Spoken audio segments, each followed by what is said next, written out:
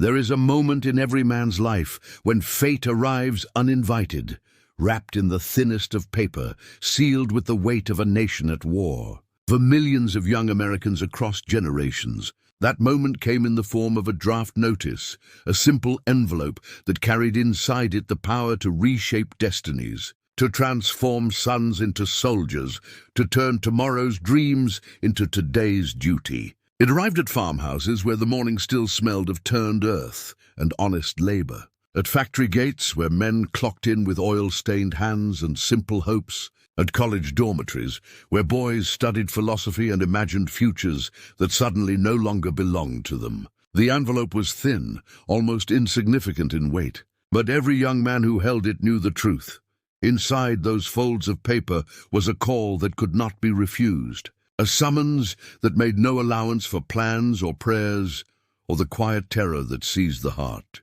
This was democracy's bargain, written in official letterhead and government stamps, delivered by postmen who looked away because they understood what they carried, what they took from the hands of mothers who opened the mailbox and felt their world shift beneath their feet.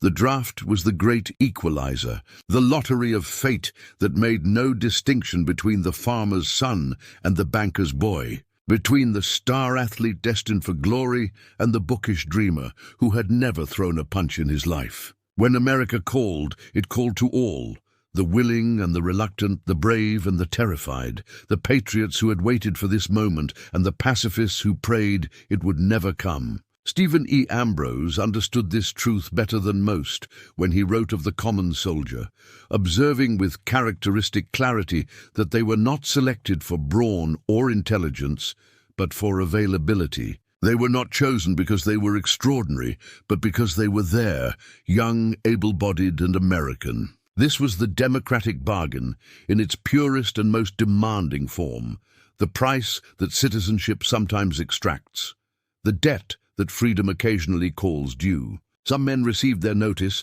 with a sense of grim determination, having expected this day and prepared themselves as best any man can prepare for the unknowable. Others opened the envelope with shaking hands, reading the words again and again, as if repetition might change their meaning, might transform the order into a suggestion,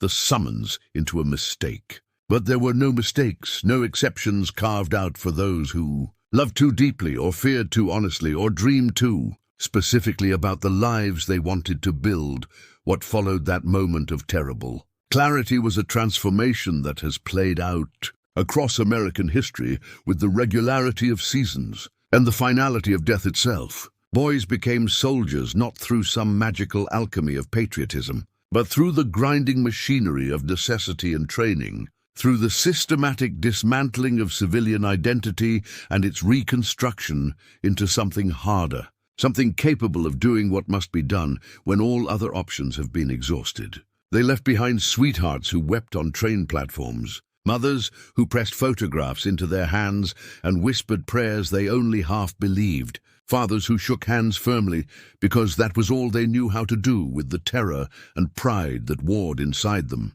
They left behind jobs and crops and semesters unfinished, left behind the assumption that tomorrow would come as reliably as yesterday had, left behind the sweet ordinariness of a life where the greatest dangers were failed romances and disappointed ambitions. The psychological contract was written in blood before it was ever written in law. When your country calls, you answer not because you are unafraid, but because fear is not a reason recognized in wartime, because duty is a debt that must be paid regardless of the cost, because somewhere in the tangled roots of what it means to be American is the understanding that freedom is not free, and that sometimes the bill comes due in your lifetime. The lottery of fate played out in train stations and bus depots across the nation, where young men in ill-fitting uniforms said goodbyes that felt permanent because sometimes they were. Some went willingly, eager to prove themselves in the crucible that had tested their fathers and grandfathers, convinced that war would reveal in them something noble and necessary that peacetime had kept hidden. Others went reluctantly,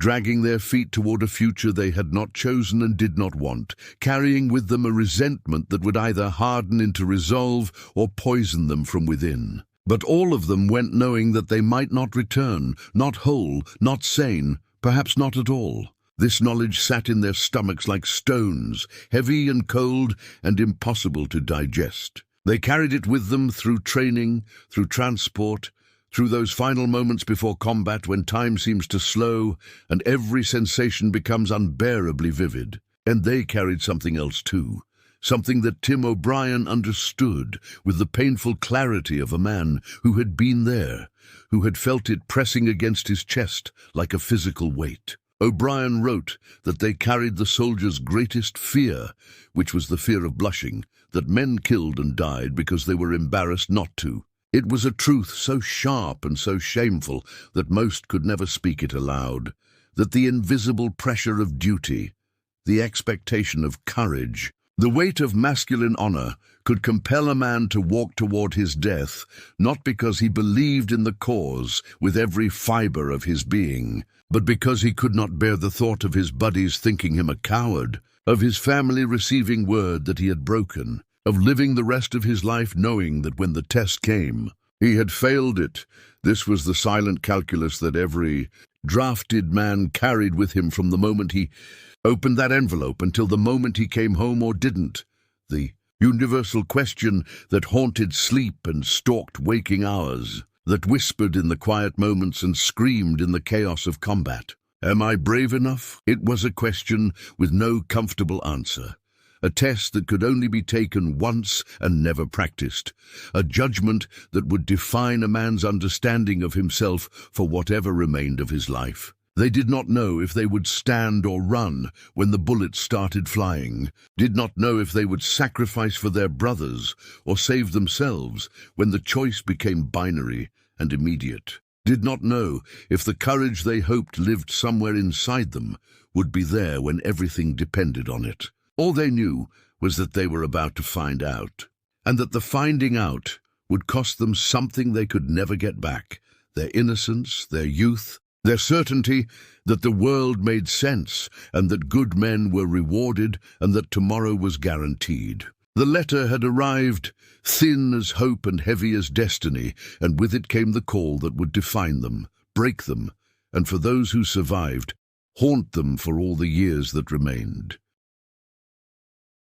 There is a version of war that exists only in the imagination, constructed from flickering images on movie screens and the sanitized stories that survivors tell, because the truth is too heavy to share with those who were not there. For generations of young American men, war arrived first as myth before it ever became reality, packaged in Hollywood heroics, where death was clean and courage was simple, and every sacrifice had meaning you could understand without having to live through the darkness that gave it birth. They watched John Wayne charge across beaches that never quite showed the intestines spilling into the sand. Listened to stories from uncles and fathers who edited out the parts about sobbing in foxholes and shooting boys who looked just like them. Absorbed a narrative of warfare that was fundamentally incomplete because completeness would have made recruitment impossible and remembrance unbearable. The myth told them that war was hell, yes, but it was a hell with purpose and glory mixed in equal measure. A hell where bravery was rewarded and cowardice punished and the good guys won, because goodness itself was a kind of armor that bullets respected. What they discovered, in the mud and the fear and the endless waiting for death to find them or pass them by, was that the myth and the reality shared only the thinnest border. The crossing from one into the other was like stepping from daylight into a cave so deep that your eyes never quite adjusted to the darkness. Hollywood had prepared them for battle, but not for boredom. And for heroism, but not for the grinding tedium of war that consisted mostly of waiting for orders, waiting for supplies, waiting for the enemy to appear, or the rain to stop, or the fear to subside enough that you could sleep for an hour without dreaming of your death. The movies had shown them men who kept their uniforms clean and their resolve unshaken, who delivered stirring speeches before charging into gunfire with their jaws set and their eyes clear. What they got instead was mud that worked its way into every crease of your body, that turned your skin raw and your feet rotten, that made every step an effort and every moment of rest an exercise in choosing which discomfort you could best tolerate. They got fear that lived in your stomach like a living thing, that made your hands shake when you tried to light a cigarette, that turned your bowels to water at the sound of distant artillery. They got the endless waiting, hour after hour of sitting in positions you couldn't leave, watching horizons for movement, listening for sounds that meant someone was coming to kill you, existing in a state of suspended terror where nothing happened and everything could happen, and the uncertainty was sometimes worse than the combat itself. Training camp had attempted to bridge the gap between myth and reality, but training camp was itself a kind of lie, a simulation that could teach you to follow orders and handle weapons, but could not prepare you for the moment when following those orders meant walking toward machine gun fire, or handling those weapons meant shooting at another human being who was trying just as desperately to kill you first. They learned to kill before they learned why, spent weeks mastering the mechanics of taking life, how to aim, how to breathe, how to squeeze rather than pull the trigger, how to move in formation and communicate under fire, all before anyone explained to them in terms that made emotional sense why this killing was necessary, why this particular enemy deserved death, why their own deaths in service of this killing would mean something more than just another name on a casualty list. The drill sergeants broke them down with systematic cruelty, stripped away the softness that civilian life had allowed them, rebuilt them into something harder and more obedient, because obedience was the only thing that kept men moving forward when every instinct screamed for them to run. They learned to associate hesitation with punishment and compliance with survival, learned to suppress the questions that bubbled up in quiet moments, learned to accept that understanding was not required, only action, the romanticized glory that had drawn some of them to service, that had made others at least accept their fate with something approaching peace, evaporated like morning dew under the reality of survival as the singular objective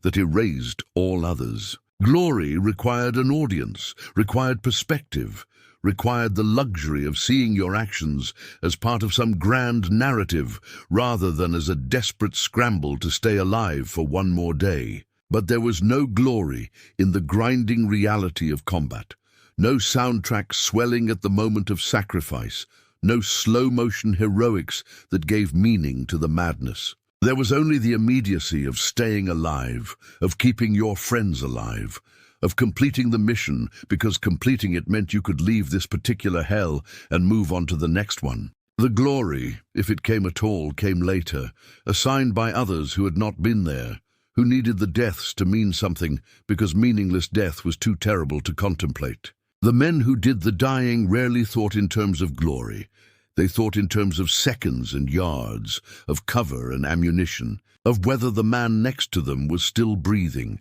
and whether they would be breathing themselves when the sun went down.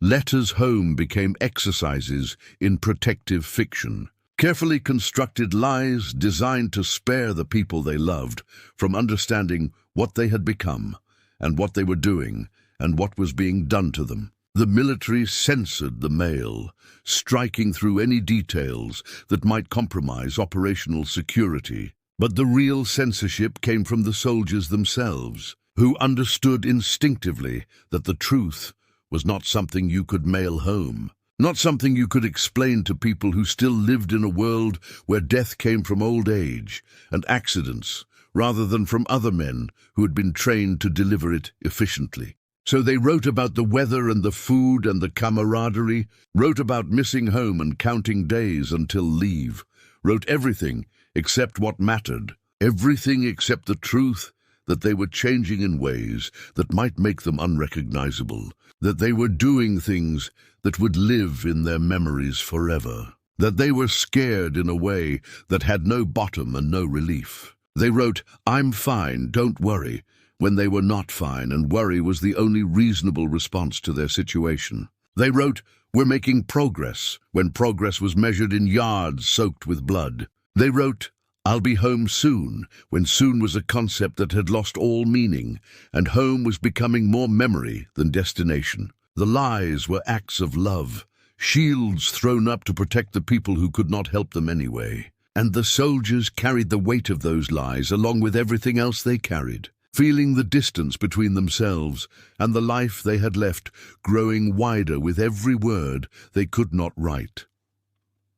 The first moment of combat shattered every assumption they had carried with them from training. Every half-formed idea about what it would be like to face another human being who was trying to kill you while you tried to kill him first. Nothing had prepared them for the sensory overload of battle, the sound of bullets cracking past your head with a sound like angry wasps, the smell of cordite and blood and shit and fear all mixed together into something that made you want to vomit, even as you were trying to return fire. Nothing had prepared them for the confusion of it. The way battle was not the clear-cut exchange of fire they had practiced, but instead a chaos of noise and smoke and screaming where you could not always tell where the enemy was or whether the man you were shooting at was trying to surrender or just reloading. Nothing had prepared them for the speed of it, the way decisions had to be made in fractions of seconds with incomplete information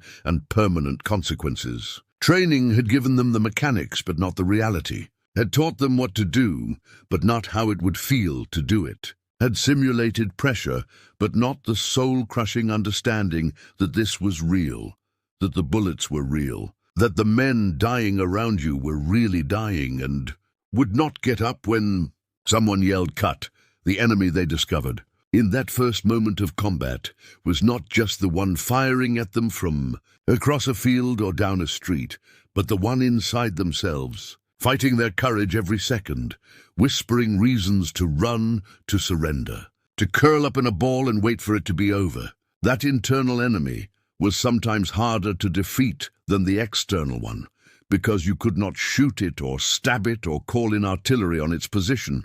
You could only face it, acknowledge it, and then do what needed to be done anyway. They learned that courage was not the absence of fear, but action despite it. That every man was terrified, and the ones who survived were simply the ones who kept moving forward with their terror rather than letting it root them in place. They learned that the enemy outside was just another scared kid in a different uniform. That hate was easier than understanding, but understanding made the killing harder. That you had to find some way to dehumanize the other side, or the weight of what you were doing would crush you long before any bullet found you. The enemy was out there, yes, but the enemy was also inside. And the war you fought against your own fear and doubt and growing horror was sometimes the one that determined whether you would make it home with your mind intact or whether some essential part of you would die even if your body survived. There is a kind of love that can only be forged in fire, a brotherhood that forms not from shared history or common interest, but from the absolute certainty that the man beside you would die for you and you would die for him. Not because of some abstract notion of duty, but because in the furnace of combat, you have become extensions of each other, cells in the same organism fighting for survival. Strangers became family under fire with a speed and depth that civilian life could never replicate, could never even approximate, because the accelerated intimacy of shared trauma strips away all the social niceties and careful boundaries that usually govern human relationships. When you have held a man while he died, when you have shared your last cigarette with someone whose name you barely knew 2 weeks ago, when you have trusted another human being with your life in the most literal sense possible, and had that trust rewarded with their willingness to risk everything to keep you alive, something changes in the architecture of your soul. These men who would never have met in any other circumstance, farm boys from Iowa and factory workers from Detroit, college students from New England and mechanics from Texas, found themselves bound together by something stronger than blood, something that would outlast the war and define them for whatever remained of their lives. the unspoken pact, emerged not from any formal agreement but from the brutal mathematics of survival, that every man understood without having to articulate it. I will die for you because you would die for me. And in that mutual willingness to sacrifice everything, we find the only certainty available in a world designed to kill us. It was not sentiment or patriotism that created this bond, though both might have brought them to the war in the first place. It was the cold understanding that your survival depended absolutely on the men around you, that a single mistake or moment of cowardice from anyone in the unit could get everyone killed, that the only way through the nightmare was together or not at all. They learned each other's movements, each other's sounds, learned to read fear and determination and exhaustion in the set of a shoulder or the pace of breathing. They learned who would hold under pressure and who might break, learned to compensate for weaknesses and leverage strengths, learned to function as a single organism with multiple limbs, all working toward the singular goal of keeping each other alive through one more day, one more firefight, one more impossible situation that should have killed them but somehow didn't.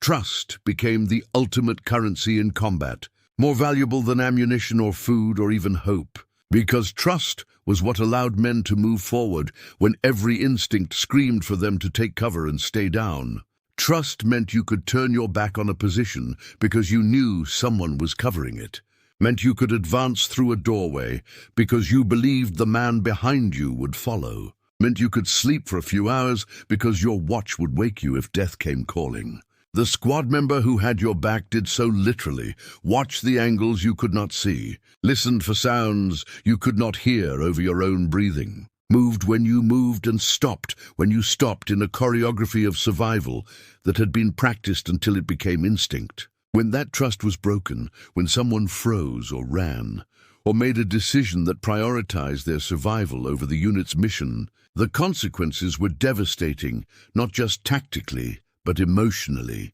because the betrayal was not just of duty, but of the most sacred bond that these men knew. A squad that lost trust in one of its members became immediately more fragile, more vulnerable, more likely to make the kinds of mistakes that got people killed, because the whole structure depended on absolute faith that every man would do his part when the moment came. The squad that functioned as one organism moved with a unity that looked choreographed from the outside, but was actually the result of countless hours spent together in circumstances that forced them to learn each other's rhythms and patterns. They communicated in grunts and hand signals, in the angle of a weapon or the pace of movement, in a shared language that had evolved specifically for the purpose of staying alive. Verbal communication was often impossible in combat, drowned out by the noise of gunfire and explosions, made dangerous by the need for stealth, rendered useless by the speed at which decisions had to be made and executed. So they learned to read each other, to anticipate based on situation and personality, to function as a hive mind that processed threats and opportunities and acted with a coordination that seemed almost supernatural to those who had never experienced it. A veteran unit moved through hostile territory like water finding the path of least resistance, each man knowing his role and executing it without hesitation, covering and advancing and adapting to changing circumstances with a fluidity that could only come from this kind of deep, survival-forged understanding. Yet within this machinery of war, within this organism built for killing and survival, there remained moments of humanity that kept them tethered to who they had been before the war tried to strip that away. Shared cigarettes in the darkness became sacraments of fellowship, small rituals that acknowledged they were still human beings, capable of generosity and companionship, even in hell. Whispered prayers before battle were not always about personal salvation, but about keeping each other safe, about asking whatever powers might exist to watch over the men who had become brothers. Dark humor flourished in the worst moments. Jokes that would have been incomprehensible or offensive to anyone who had not lived through what they were living through. Laughter that erupted at inappropriate times because laughter was a form of resistance against the horror. a way of asserting that they were still alive and still capable of finding absurdity in the midst of tragedy. They found beauty in unlikely places, in a sunset over a battlefield, in a moment of quiet between firefights, in the resilience of a flower growing in a bomb crater, and shared these discoveries with each other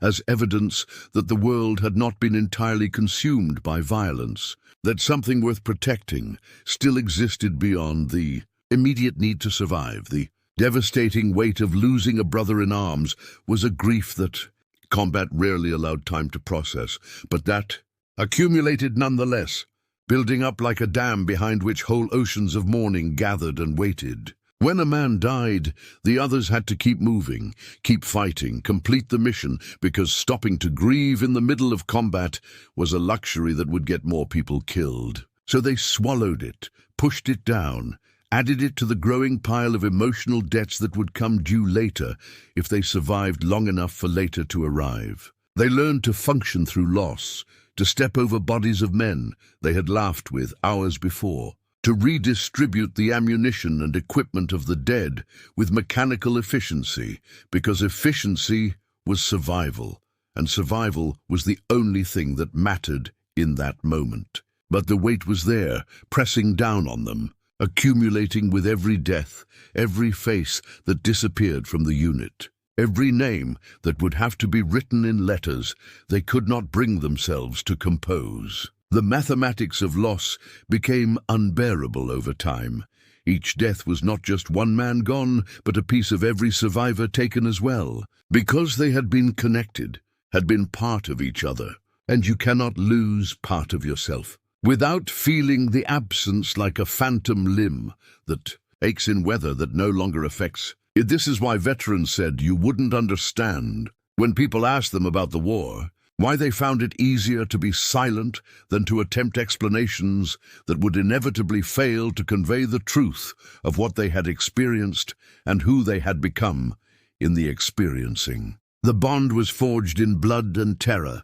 in moments where death was so close you could taste it, in the absolute vulnerability of trusting someone else with your life, and having them honor that trust when everything was chaos, and any rational person would have run. How do you explain to someone who has never faced their death that the men who faced it with you become more important than family, more essential than lovers, more permanent than any relationship that was not tested in the same crucible? How do you convey that you would give anything to forget what happened, but that forgetting would mean abandoning the men who did not make it home, would mean acting as if their sacrifice was something you could simply move past, rather than something that defined every day that remained? The bond was incommunicable, sacred, weighted with meaning that existed beyond language, and so they stayed silent. Or they found other veterans who understood without explanation, or they carried it alone,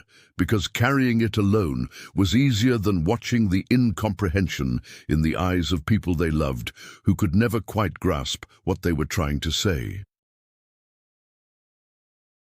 There comes a moment in combat when the calculus becomes brutally simple and utterly impossible at the same time, when retreat means survival, but staying means death, and yet staying is what you do anyway, because something deeper than the instinct for self-preservation takes over and makes the choice for you. These moments define wars and define men, separate history into before and after. Create the stories that get told and retold because they contain within them some essential truth about human nature that we need to believe exists even when everything else suggests that survival is the only rational objective. The moment when retreat meant survival, but staying meant death played out across countless battlefields and in countless variations,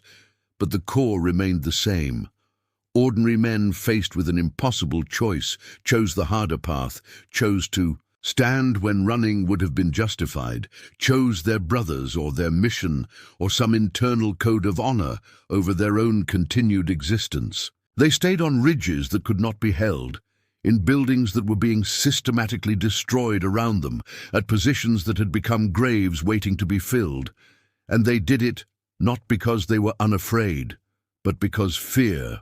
was not Sufficient reason to abandon the men beside them, or betray the trust that had been placed in them, or violate some understanding of themselves that mattered more than living. Orders that made no tactical sense but demanded absolute obedience became tests of faith in a system that had proven itself fallible again and again.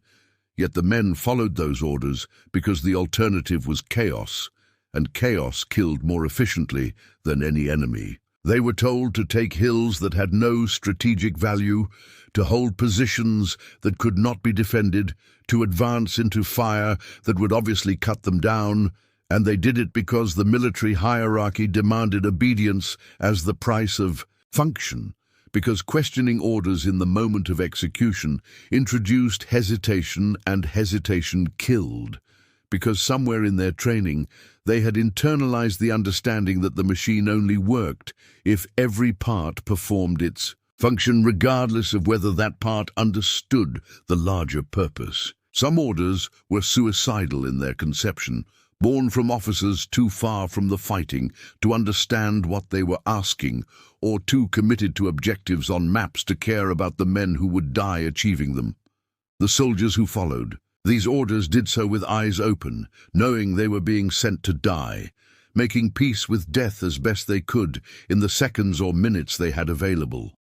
Writing mental letters to people they loved, reviewing lives that were about to end, finding whatever courage or resignation or fury they needed to walk forward, when every cell in their body screamed to run the other way. The soldier who chose to sacrifice himself so others could live became the archetype of military heroism, but the reality of that sacrifice was uglier and more beautiful than any medal citation could capture. There were men who threw themselves on grenades, who stayed behind to cover retreats, who drew fire deliberately so their squads could escape,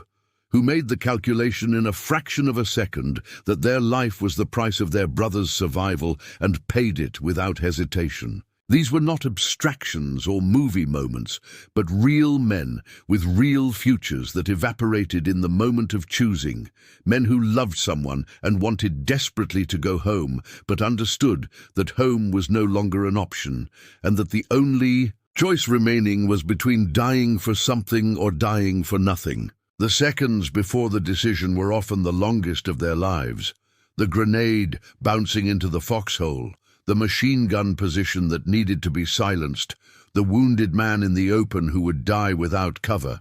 And in those seconds, they saw with terrible clarity exactly what was about to happen and chose it anyway. The aftermath for survivors was a weight they would carry forever, a debt they could never repay, a guilt that lived alongside gratitude, and made every day after a negotiation between being worthy of the sacrifice and wishing it had never been made. Split-second decisions with eternal consequences defined combat more than any strategic planning or tactical doctrine ever could, because the fog of war was real and thick and made everything uncertain except the fact that doing nothing was itself a decision that would have consequences just as permanent as doing the wrong thing. They made choices with incomplete information, with adrenaline flooding their systems and fear clouding their judgment, with the knowledge that whatever they decided would matter forever. Shoot or don't shoot, advance or hold, help the wounded man or complete the mission. Sometimes they chose right and saved lives, and never knew how close they had come to choosing wrong. Sometimes they chose wrong, and people died, and they replayed that moment for the rest of their lives, wondering if a different decision made, a split second faster or slower, would have changed everything. Sometimes there was no right choice, only degrees of wrong, only outcomes that ranged from bad to catastrophic with nothing in between. The decisions that haunted them most were not always the ones that got people killed, but the ones where they would never know if a different choice might have saved someone, where the uncertainty was worse than the certainty of failure, because uncertainty left room for all the alternative histories they could imagine but never confirm. The leader who had to send men to die and lived with it forever carried a burden that had no name and no relief, because leadership in combat meant making calculations that treated human lives as resources to be expended in pursuit of objectives that might or might not matter to anyone who survived. They were lieutenants and captains who had trained to lead men into battle but had not been prepared for the soul-crushing reality of looking at faces they knew and deciding which ones would probably die in the execution of orders they had received or conceived. They learned to make those decisions anyway, to function through the knowledge that every order they gave might be sending someone to their death, to carry the weight of command as a kind of penance that would accumulate over time until it became almost impossible to bear. Some of them broke under it, lost the ability to order men forward because they could no longer justify the cost. Some of them hardened into something that resembled cruelty but was actually a form of survival, a shell they constructed around themselves so they could continue to function. Some of them found a middle path, learned to care deeply about their men while still being willing to sacrifice them when the mission demanded it, and those men often suffered most of all because they never lost the ability to feel the weight of what they were doing. How ordinary men found extraordinary courage in the worst moment of their lives remains one of war's great mysteries and great revelations, proof that human beings contain depths they themselves do not know exist, until circumstances demand access to them. They were not heroes in any Hollywood sense. They were scared, tired, often doubting men who did what needed to be done because in that specific moment there was no one else to do it, and doing nothing was not an option they could live with. The courage they found was not the absence of fear, but the ability to function through fear so complete it should have paralyzed them, to continue making decisions and taking actions when their hands shook and their vision narrowed and every instinct screamed for them to curl up and wait for it to be over. They discovered reserves of strength they had not known existed, pushed bodies and minds beyond what they thought possible, endured things that should have broken them, and somehow remained functional enough to keep going. The courage was often quiet, unspectacular, consisting not of dramatic gestures but of small acts repeated over and over. Stepping forward when staying back was safer, checking on wounded men under fire, continuing to lead when leadership had become a death sentence, maintaining discipline and humanity when both seemed like luxuries no one could afford. Courage revealed itself not as the absence of fear, but as action in spite of it, as the decision to move forward when every fiber of your being wanted to freeze or flee, as the choice to honor the faith your brothers had placed in you, even when honoring that faith might cost you everything. They learned that everyone was afraid, that the men who seemed bravest were simply the ones who had learned to function through their terror rather than being consumed by it, that courage was a muscle that could be strengthened through use, but never developed to the point where fear disappeared entirely. The bravest men were often the ones who admitted their fear, who acknowledged what they were feeling, and then did what needed to be done anyway,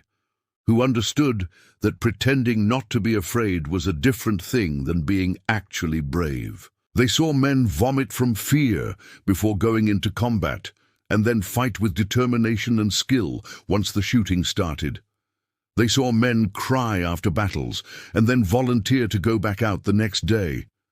They saw fear and courage existing not as opposites but as companions, two sides of the same coin that flipped constantly in the chaos of war, and they learned that the goal was not to eliminate one, but to prevent it from eliminating you. The silence that greeted returning soldiers was in some ways more devastating than the violence they had endured, because it announced with brutal clarity that the nation which had sent them to war was ready to move on, while they remained trapped in a past that would not release them from its grip. They came home to parades or protests or indifference, depending on which war they had fought and when they had returned. But regardless of the reception, they discovered that the distance between themselves and the people they had left behind had grown into a chasm that no amount of explanation could bridge. The nation was ready to forget, to return to the comfortable rhythms of peacetime, to file the war away as history rather than carry it as a living presence that colored every moment and decision. But the men who had fought could not forget, could not return to who they had been before, could not simply shed the experiences that had fundamentally altered their understanding of themselves and the world. They found themselves surrounded by people who meant well but could not comprehend, who asked questions that had no simple answers,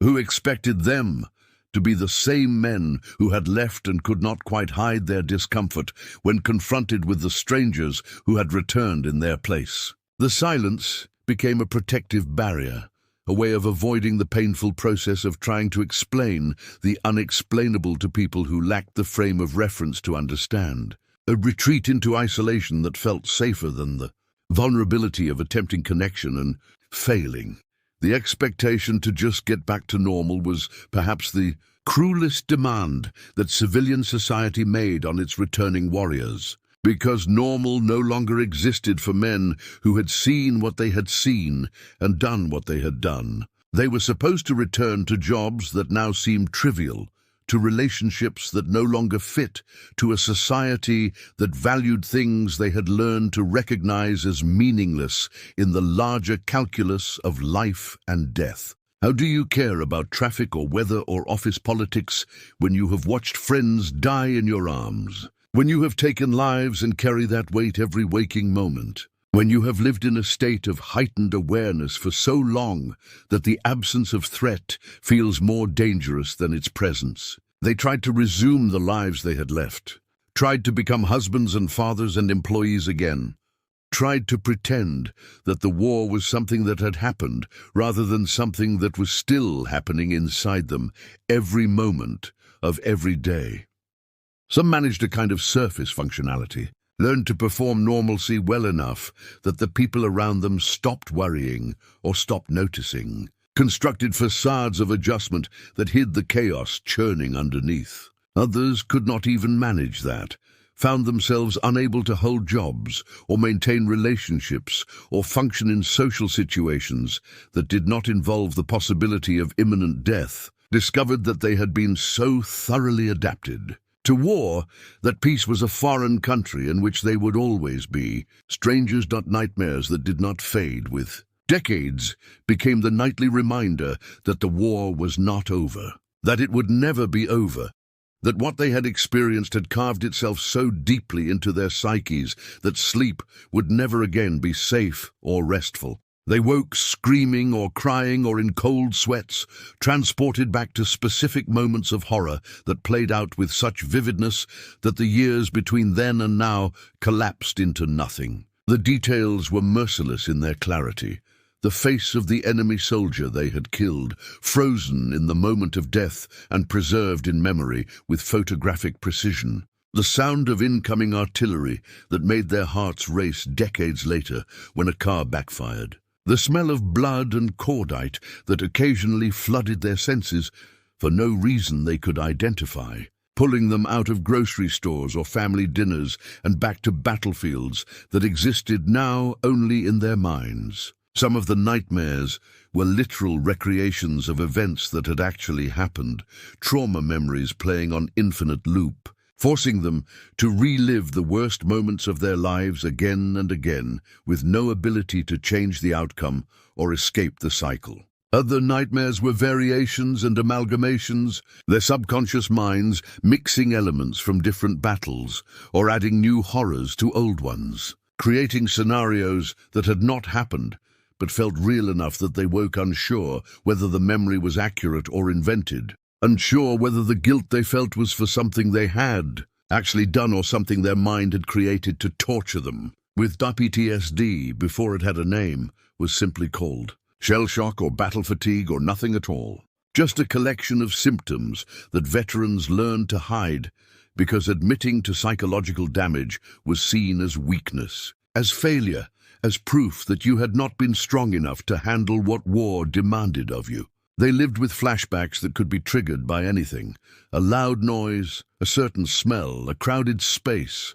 the way light filtered through trees. suddenly finding themselves not in the present, but in the past, not safe at home, but back in combat. Their bodies responding with the same adrenaline surge and fight-or-flight response that had kept them alive during the war,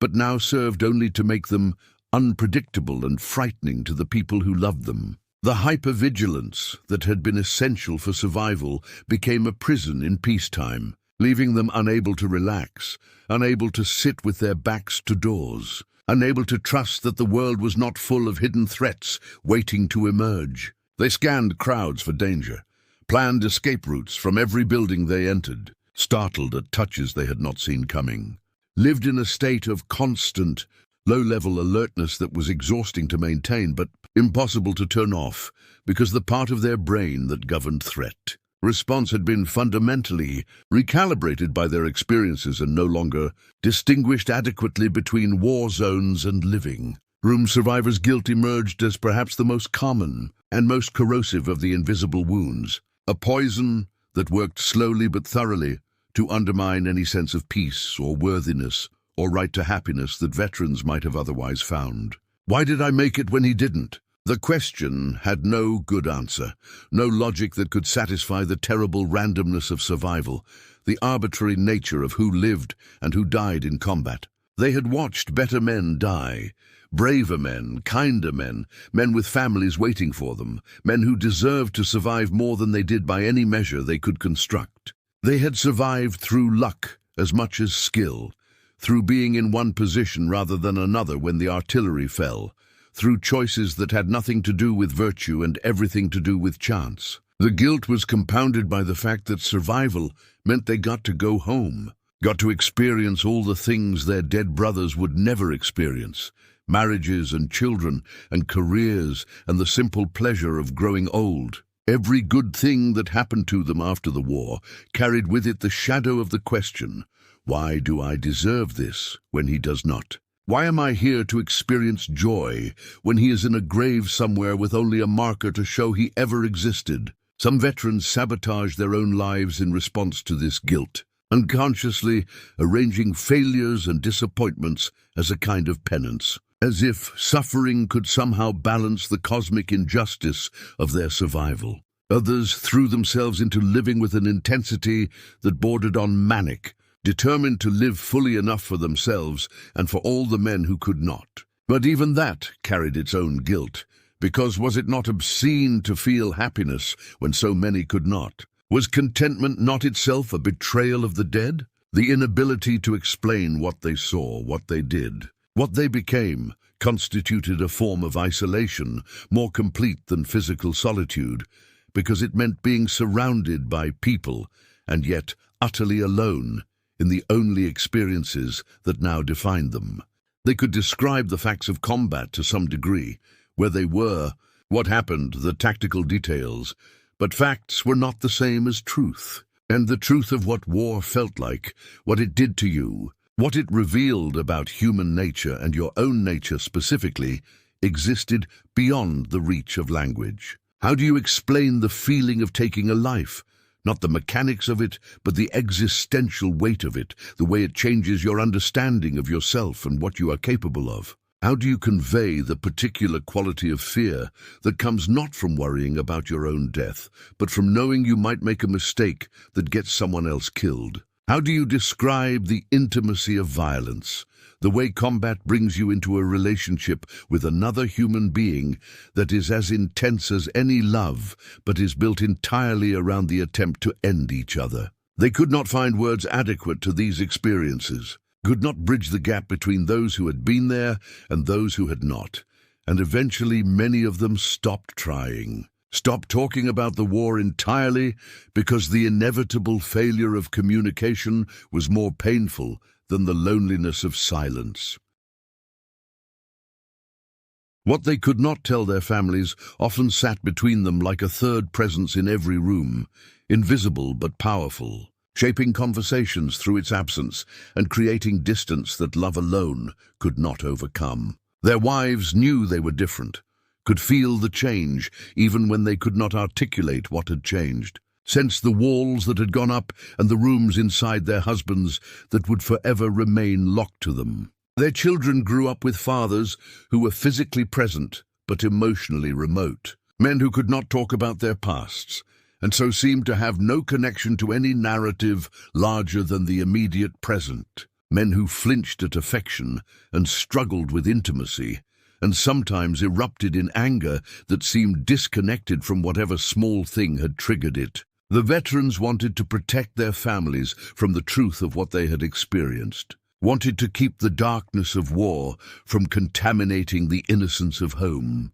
But in protecting them, they also isolated themselves, created a division that made genuine connection impossible. Some tried to explain in general terms and watched the horror bloom in the eyes of people they loved, saw them struggle to reconcile the man sitting across from them with the actions he was describing, and decided that silence was kinder, that ignorance was a gift they could give, even if it came at the cost of their own isolation, relationships that could not survive. The changed man who returned fell apart with a grinding inevitability that added another layer of loss to already overwhelming grief. Marriages that had been sustained through the war by letters and hope, and the belief that reunion would restore what had been interrupted, discovered that the man who came back was not the man who had left, that the wife who had waited was waiting for someone who no longer existed, that the gulf between them was too wide to bridge through love alone.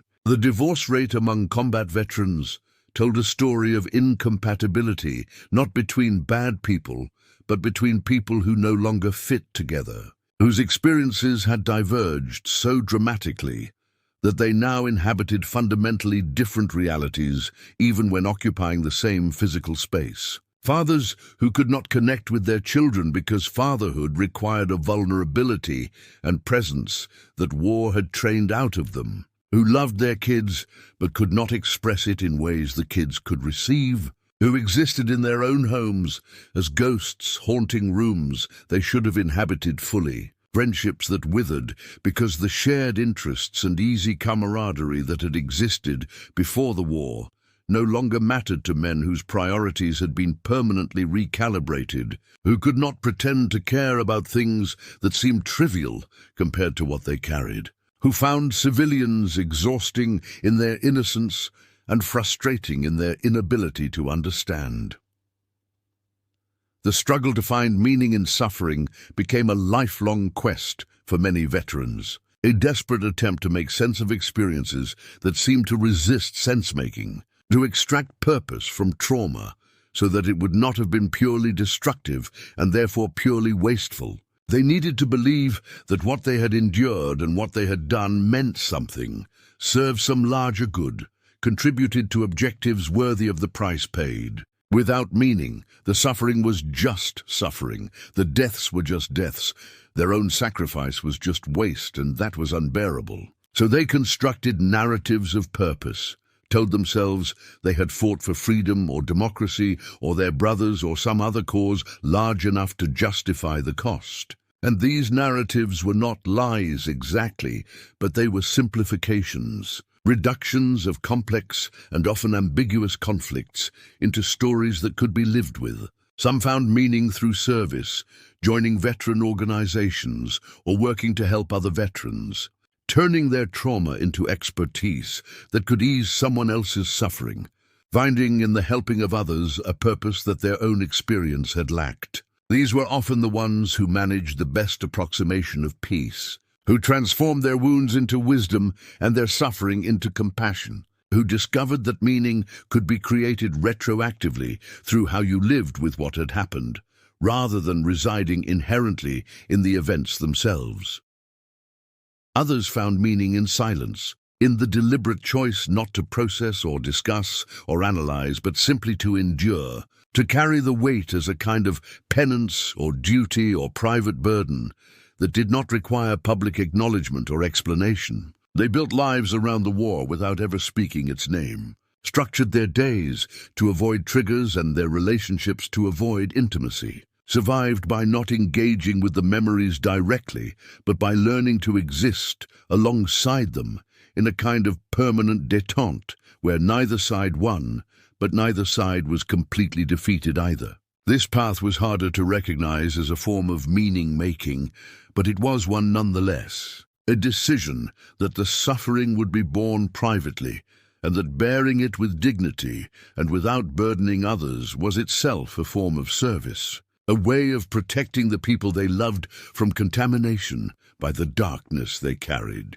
Some of these men achieved a kind of peace, found ways to function and even thrive within the limitations they had set, created good lives even if those lives were built on foundations of unprocessed trauma. Others were simply waiting to die, going through the motions of living because suicide would hurt the people they loved, but finding no real engagement with the world, existing in a liminal space between life and death that combat had created and peace could not close. Many never found meaning at all, never discovered a narrative that could contain what they had experienced or justify what they had lost, or transform their suffering into something purposeful. These were the ones who struggled most visibly, who cycled through jobs and relationships and geographies looking for something that would make it make sense, who turned to alcohol or drugs or other forms of self-medication to dull the edges of memories that remained sharp and cutting decades after the events themselves. They were the ones who ended up homeless or institutionalized or dead by their own hands, casualties of war, who simply took longer to die than the men who had fallen in combat. They were the ones who could not reconcile what they had been asked to do with any moral framework that allowed for self-forgiveness, who carried guilt and shame so profound that it corroded everything else, who looked at their lives and saw only waste and loss and damage without redemption. The tragedy was not that they were weak, but that they were honest, that they refused to accept easy narratives or false comfort, that they looked directly at what they had experienced and what it had cost, and could not find a way to pretend it was acceptable or meaningful or worth it. The freedoms we inherit, paid for in blood we never saw spilled, form the invisible foundation of every ordinary day we live without fear of invasion or oppression, or the sudden collapse of everything we take for granted. We wake in the morning and go about our lives with an ease that is itself a luxury purchased by men who never woke again, who spent their last moments in terror and pain so that we might spend ours in comfort and security. Every right we exercise, every choice we make freely, every moment we live without the shadow of tyranny or the immediacy of violence exists because someone stood between us and the forces that would have taken these things away. The debt is incalculable and unpayable, not because the price was too high, but because we who benefit can never fully understand what was given, can never adequately compensate those who gave it, can never bridge the gap between the peace we enjoy and the hell they endured to secure it. We live on land bought with blood, in a democracy maintained by the willingness of some to die so that all might be free. And most of us, most of the time, remain blissfully unaware of the transaction that makes our lives possible, unaware of the names carved in stone or the bodies buried in foreign soil or the ghosts that haunt the men who came home carrying more than they could ever put down. Democracy demands the ultimate price from some so all can be free. And this asymmetry is both the system's greatest strength and its deepest moral burden. Because freedom cannot exist without someone willing to defend it. Yet the defense inevitably falls unequally on those who serve, while those who do not serve reap the same benefits. The men who were drafted did not volunteer for this bargain, did not choose to be the ones who would bear the cost, while others enjoyed the reward. Yet they fulfilled the obligation anyway, because that is what citizenship sometimes requires, what the social contract sometimes demands, when the abstract principles of democracy collide with the concrete realities of war. They went because they had to, stayed because they must, fought because there was no alternative that did not involve betraying everything the nation claimed to stand for. Some believed deeply in the causes they fought for, found meaning in the connection between their sacrifice and the preservation of American ideals. drew strength from the conviction that what they were doing mattered in ways that transcended their individual suffering. Others were less certain, questioned the necessity of their particular war or the wisdom of their particular mission, struggled with the disconnect between the stated purposes and the experienced realities, but fought anyway because their doubts about the cause did not release them from their duty to the men beside them or their obligation to the nation that had called them. The unequal burden of freedom weighs most heavily on those who have carried weapons in its defense, while others have carried on with lives unmarked by service, unburdened by the knowledge of what maintaining freedom actually costs. There is no judgment in this observation, no condemnation of those who did not serve, because most who did not serve were simply living the lives the system allowed them to live, making choices within the options available to them, and the system itself decided who would go and who would stay, who would fight and who would benefit without fighting. But the asymmetry remains, and it creates a divide between those who know the price of freedom because they paid it, and those who enjoy freedom without ever confronting its cost. Veterans often speak of this divide with a mixture of pride and bitterness, proud that they were the ones chosen or willing to serve, bitter that so many others were not, proud of what they accomplished and who they became in the accomplishing, bitter that the accomplishment is so poorly understood by those who were not there. The divide is not about superiority or desert, but about knowledge, about having looked into the abyss and understood what it takes to keep the abyss from looking back at the nation, about carrying information that cannot be conveyed to those who have not experienced it directly and therefore living forever in partial isolation from the society they protected. Why some must sacrifice for all to prosper is a question that goes to the heart of how civilizations function and what they demand from their citizens, a question with no comfortable answer, because any honest answer must acknowledge that progress and peace and prosperity often require that someone somewhere pay a price in suffering that the rest of us never have to confront.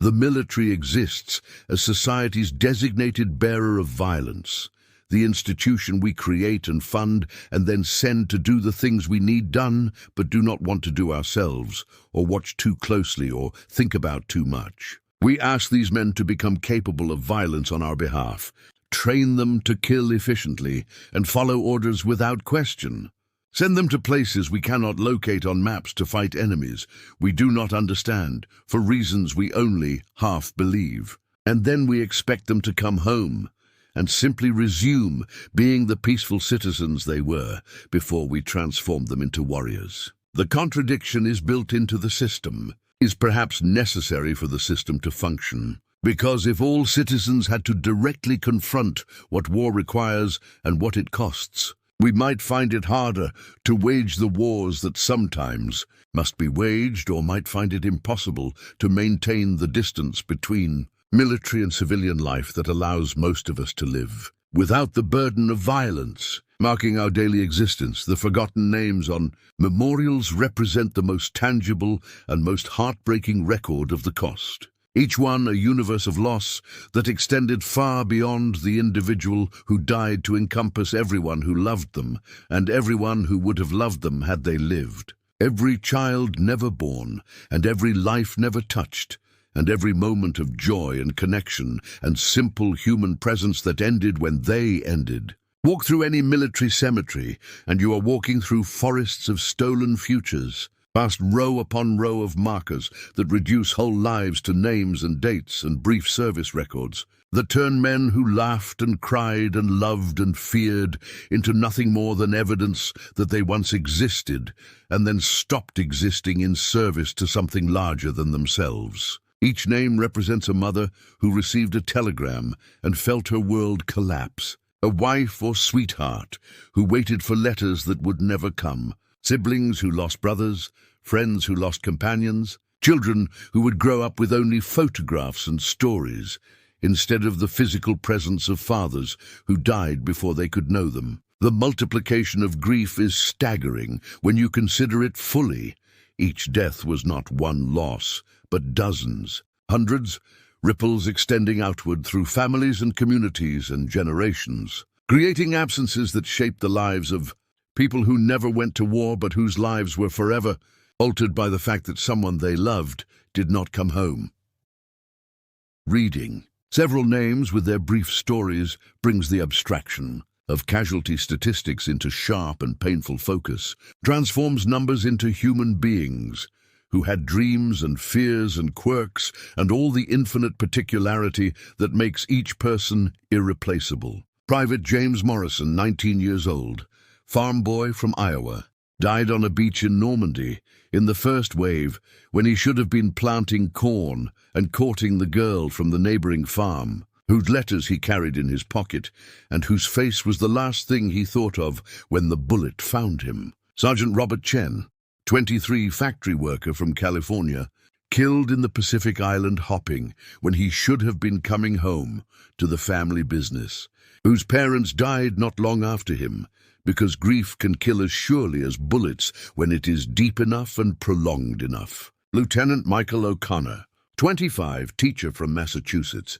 blown apart by artillery in the Ardennes when he should have been shaping young minds and raising a family, whose students remembered him for decades and wondered what kind of man he would have become if he had been given the chance to become anything beyond a casualty statistic and a name on a wall. These are not exceptional stories, but typical ones, repeated thousands of times across every American war, each one containing within it all the potential and promise that death stole, all the life that could have been lived and was not, all the love that could have been given and received, but instead simply ended, abruptly and violently and finally.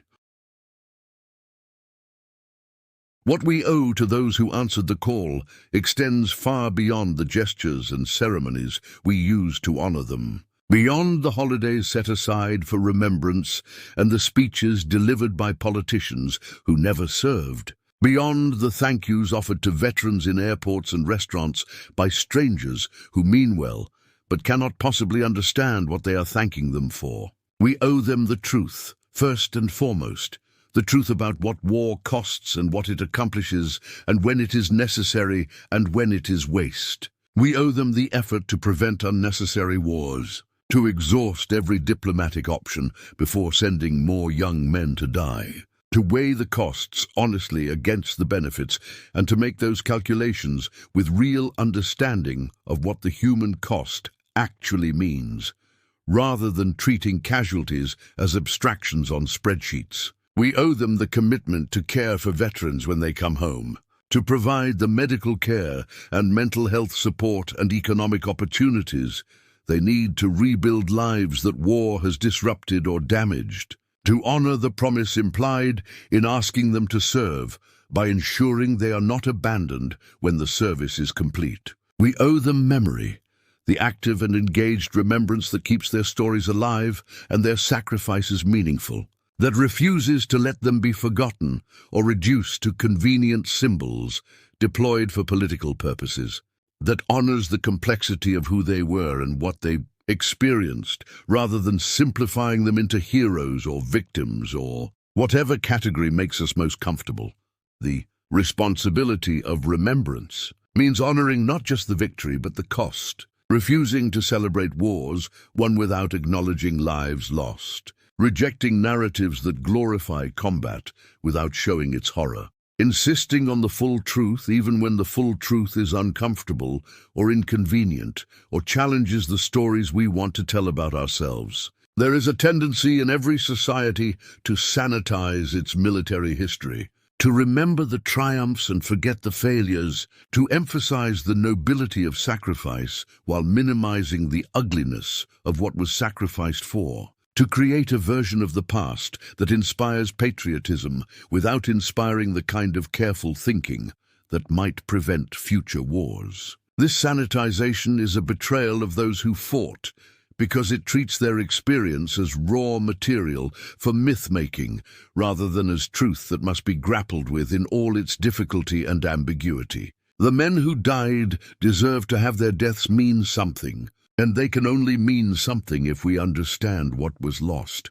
if we confront honestly what war requires and what it destroys, if we remember them as they were, complex human beings who were afraid and brave and flawed and noble and everything in between, who did terrible things and heroic things and mostly just tried to survive in circumstances that should never have been asked of them. Why their stories must be told is not just about honoring the dead, but about educating the living, about ensuring that each generation understands that war is not a video game or a movie, but a human catastrophe that should be avoided when possible and entered into with full knowledge of its costs when it cannot be avoided. The distance between those who have experienced war and those who have not grows larger with each passing year of peace, and with that distance comes the danger of forgetting, of allowing war to become abstract again, of treating it as a policy option rather than as a human tragedy, of making decisions about military intervention without adequate understanding of what we are committing real human beings to endure. The stories of veterans serve as a bridge across that distance, a way for those who have not experienced war to gain at least partial access to the reality of it, to understand through testimony and memory what they cannot understand through direct experience. When veterans tell their stories, when they share not just the heroism but the horror, not just the victories but the costs, not just the patriotism but the doubt and fear and moral injury, they are performing an act of service as important as the service they performed in combat, because they are giving civilians access to knowledge we desperately need if we are to make wise decisions about when and how to use military force. The real cost in human terms cannot be calculated in casualty figures or economic expenditure, but only in the accumulated weight of individual suffering and collective trauma that wars generate and that societies then carry forward into peacetime. Every veteran who struggles with PTSD is a cost. Every marriage destroyed by the changes war inflicted on one partner is a cost. Every child who grew up without a father is a cost. Every parent who buried a child is a cost. Every moment of joy stolen by flashbacks or nightmares or survivor's guilt is a cost. Every potential contribution to society that was never made because the person who would have made it died before they could is a cost. Every year of life lost, every relationship damaged, every dream abandoned, every moment of peace destroyed by memories of war. All of these are costs that continue to accumulate long after the shooting stops and the treaties are signed and the parades are over. Understanding the real cost means understanding that war does not end when combat ends, that its effects ripple forward through time, that the men who fight carry the war with them for the rest of their lives and pass some portion of it to their families and their communities, that the damage spreads like a slow poison through the social body and manifests in ways we often fail to recognize as connected to the original. Trauma. Education for future generations requires that we pass on not just the facts of military history, but the human reality of it, that we teach young people to honor those who served while also understanding what service cost them, that we create a culture that is simultaneously grateful to veterans and deeply reluctant to create more of them by engaging in unnecessary wars. The balance is delicate because we need citizens who will serve when service is necessary, who will answer the call when the call must be answered,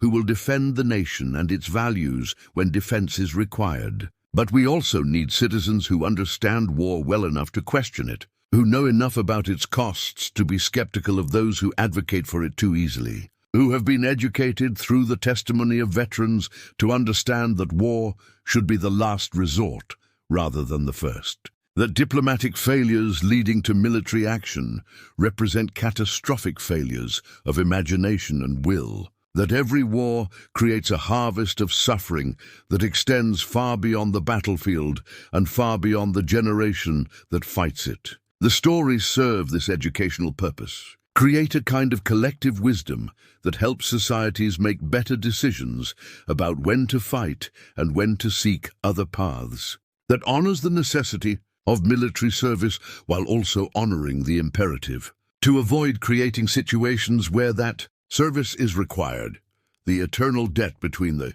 warrior and the nation exists in the space between what was asked and what was given, between the call to serve and the willingness to answer, between the promise of care and support and the reality of how veterans are actually treated when they come home. The nation asked these men to be willing to die in its defense, and they agreed to that bargain, some reluctantly through the draft, others willingly through enlistment, but all of them accepting the possibility of death as part of the contract. In exchange, the nation promised implicitly and sometimes explicitly to care for them if they survived, to honor their sacrifice, to ensure that their service meant something and that they would not be abandoned when the fighting stopped. How well we fulfill that promise is a measure of our national character, a test of whether we mean what we say when we speak of honoring veterans, a question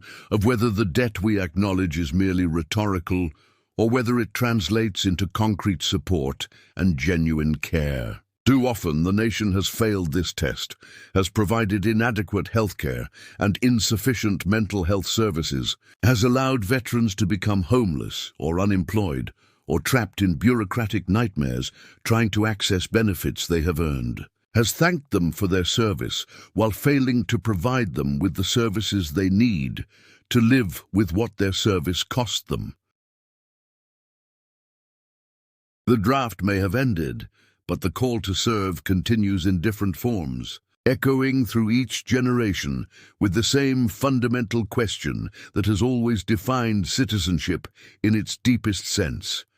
What are you willing to sacrifice for something larger than yourself? For the collective good, for the preservation of values and freedoms that benefit not just you, but everyone who shares this experiment in democracy. The call today does not arrive in thin envelopes with government seals, does not carry the legal compulsion that forced millions of young men to put their lives on hold and their futures at risk. But it exists nonetheless in the choices we make about how to contribute to the society that shelters us and the communities that sustain us. Military service remains one answer to that call, though now undertaken by volunteers who choose it rather than conscripts who must accept it. And those who serve today carry forward the tradition of those who served before them, standing in an unbroken line that stretches back through every American war to the founding of the Republic itself. But the call extends beyond military service to encompass all the ways that citizens can contribute to the common good, through public service and community organizing, through teaching and healing, through the countless acts of dedication and sacrifice that keep a democracy functioning and a society healthy, through the simple but profound choice to care about something beyond one's own comfort and convenience. The spirit of sacrifice that war demands in its most extreme form exists on a continuum that includes all the smaller sacrifices that citizenship and community require, and understanding the extreme helps us appreciate and honor the everyday, helps us see that the willingness to put collective needs before individual desires is what makes civilization possible and progress achievable. The men who were drafted understood this in the most visceral way possible, learned through experience that sometimes you are called to give more than you want to give, to endure more than you think you can endure, to become something other than what you planned to become, because the moment demands it, and refusal is not an option that honor permits. That lesson, bought with their blood and their trauma and their lost years, remains relevant in peacetime, remains instructive for generations who will never face the draft, but who must still grapple with the question of what they owe to the society that gives them so much. The call that never ends is the call to remember that freedom is not free, that peace is not natural, that the comfortable lives most of us live exist because someone stood between us and chaos, and that we honor their standing by being willing to stand ourselves when our moment comes and our particular form of service is required.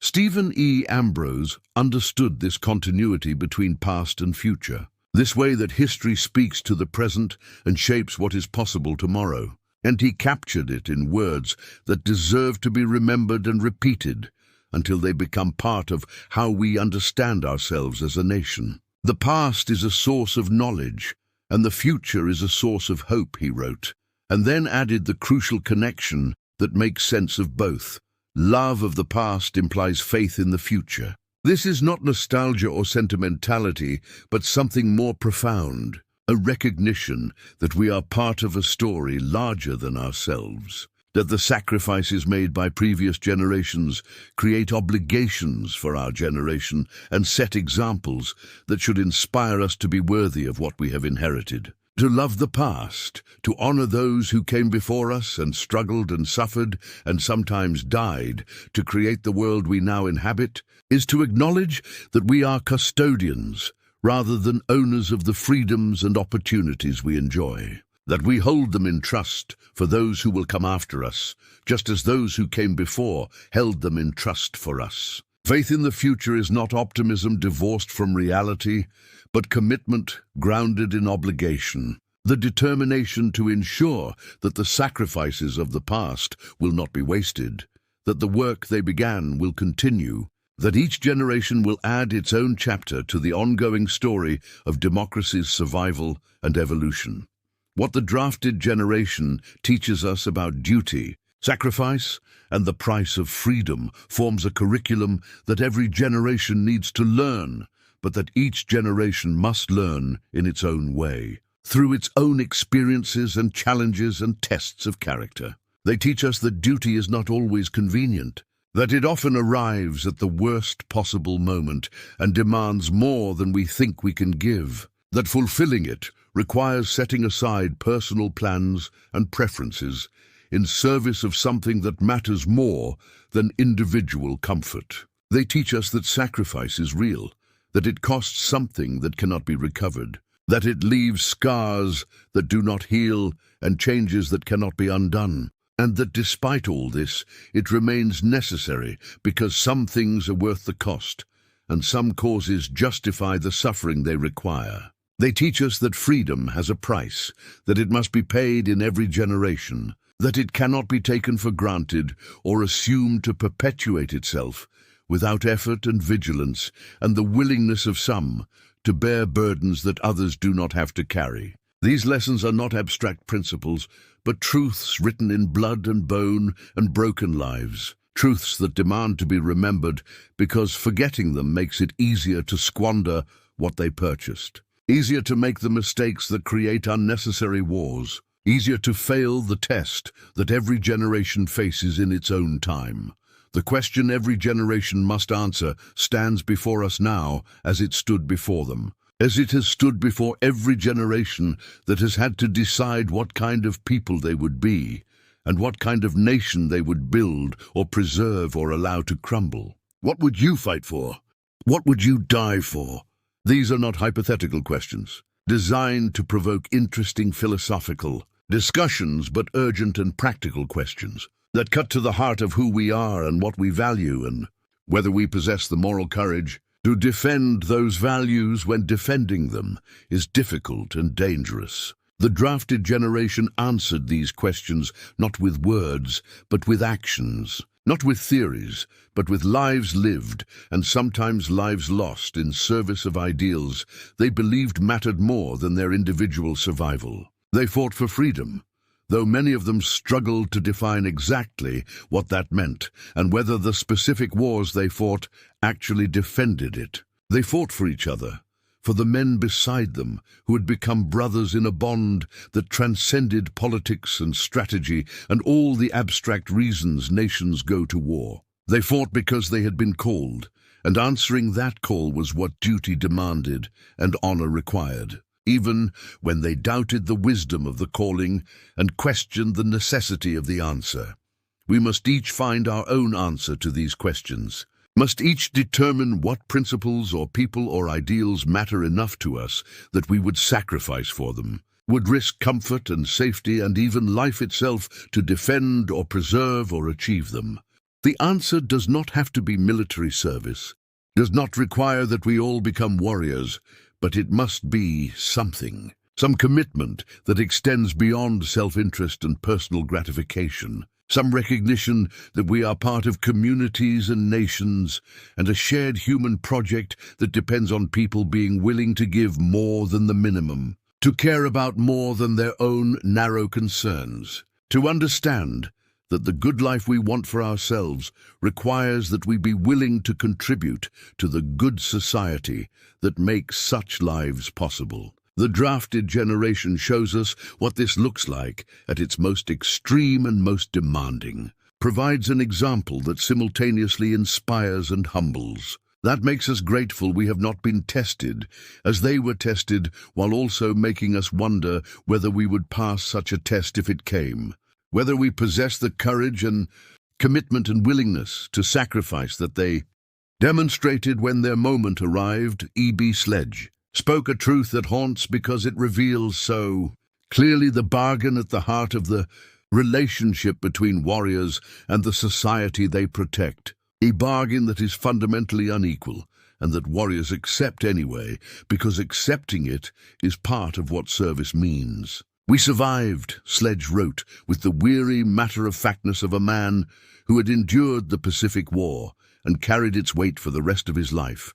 And who's to care if we have bad dreams? The question contains within it all the bitterness and resignation of men who understood that they had been asked to bear a burden others would never carry, to experience horrors others would never witness, to live with memories others would never have to confront, and that their reward for this bearing would be inadequate and incomplete because civilian society neither could nor wanted to fully understand what they had endured. The bad dreams are not incidental or secondary, but central to the transaction. They carried home the nightmares so we would not have to carry them ourselves, absorbed the trauma so it would not spread to the general population, functioned as a kind of emotional and psychological firebreak that contained the horror of war within a relatively small group of people so that the larger society could maintain its innocence and its peace.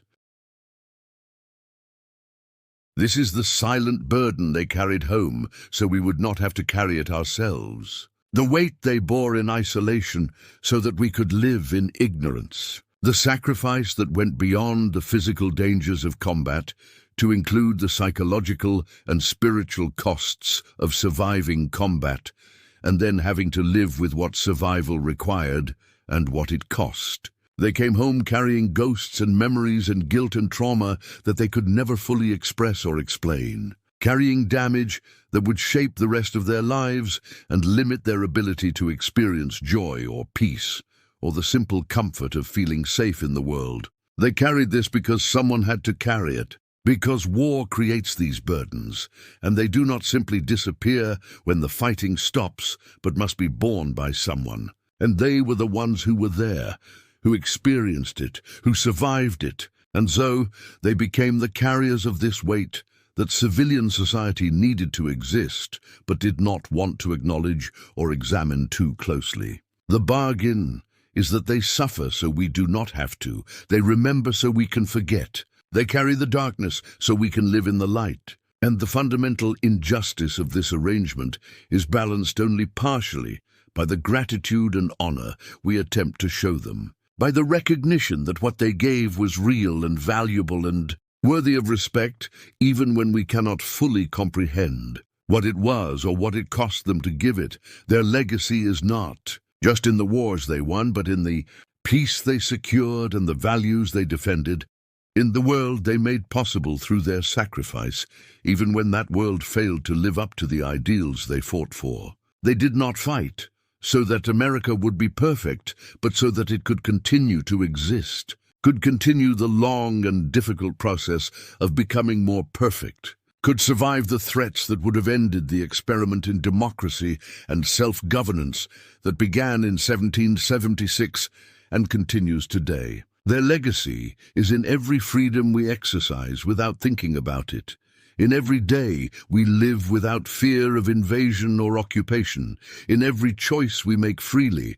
because they made it possible for us to be free. Their legacy is also in the example they set of ordinary people rising to meet extraordinary challenges, of citizens accepting the obligations of citizenship even when those obligations were crushing, of men finding in themselves reserves of courage and endurance and commitment they did not know existed until circumstances demanded access to them. They showed us what is possible when ordinary people are called to do extraordinary things, proved that heroism is not the exclusive property of the naturally brave or the specially gifted, but a potential that exists in everyone and can be activated when necessity and duty and the bonds of brotherhood create the conditions for it to emerge. The eternal gratitude we owe to those who had no choice yet chose to be heroes anyway exists in the recognition that they faced a situation that was fundamentally unfair. They were drafted, compelled to serve, given no say in whether they would risk their lives for the nation, and yet they chose to serve with honor, to fight with courage, to sacrifice for each other and for the mission even when they could have minimally complied, could have done just enough to avoid punishment without doing enough to truly serve. The draft removed their choice about whether to serve, but it could not remove their choice about how to serve, could not compel courage or commitment or the willingness to sacrifice for something beyond themselves. These things they gave freely, even though the opportunity to give them was not freely chosen. And that is what makes their service so remarkable and so worthy of our gratitude, that they found agency within constraint, that they made meaning within circumstances that could have been purely coercive, that they chose to be heroes when they could have chosen simply to be survivors. Their call was answered not with enthusiasm in many cases, but answered nonetheless, answered with the full measure of devotion that the situation demanded, answered in ways that transformed them and honored those who did not survive and secured the future for those of us who came after. Ours is to remember. This is the obligation that their sacrifice creates for us, the debt that we can never fully repay, but that we must acknowledge and honor through the act of remembrance. To remember is not just to occasionally think about them on designated holidays, or to thank veterans we encounter in passing, though both of these gestures have value. To remember is to carry forward the knowledge of what they endured and what it cost them, to tell their stories so that those stories do not die with them, to ensure that each new generation understands that the peace and prosperity they inherit was purchased with real suffering by real people who deserve to be known and honored as individuals rather than commemorated as abstractions. To remember is to let their experience inform our decisions about when and how to use military force, to be skeptical of those who advocate for war too easily because they have not paid its costs, to insist that if we must fight, we fight only when necessary, and that we care for those who do the fighting with the same urgency we felt when we sent them. To remember is to refuse to let their sacrifice be used cynically, to resist attempts to invoke their memory in service of causes they did not fight for or values they did not hold, to honor the complexity of who they were rather than reducing them to convenient symbols. To remember is to live in a way that justifies what they gave, to build the kind of society worthy of their sacrifice, to defend the values they fought for, and to work toward the more perfect union they helped make possible. Their call was answered. Ours is to remember, and in remembering, to ensure that what they bought with their blood and their trauma and their lost futures was not wasted, that the story they began continues, that the debt we owe is acknowledged if not fully paid, that they are not forgotten and their sacrifice is not taken for granted, but remains a living presence in our national consciousness, shaping how we understand ourselves and what we are willing to do to preserve what they preserved for us.